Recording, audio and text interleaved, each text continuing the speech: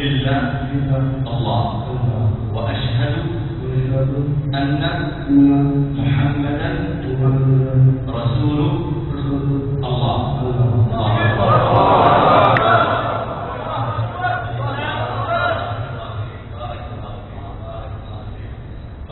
بالمناسبة يا جماعة السلام عليكم. في إحصائية طلعت عليها قبل شهر، الرياض وحدها في منطقة الرياض وحدها يسلم كل 4 ساعات مسلم جديد. هذا بس فقط في الرياض.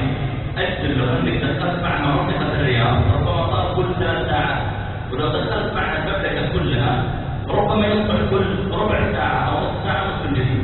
وأنا أجزم لو أنك يعني نظرت في العالم بنسبة الذين يدخلون في الإسلام أكاد أجزم أنهم في كل يمكن ثانية أو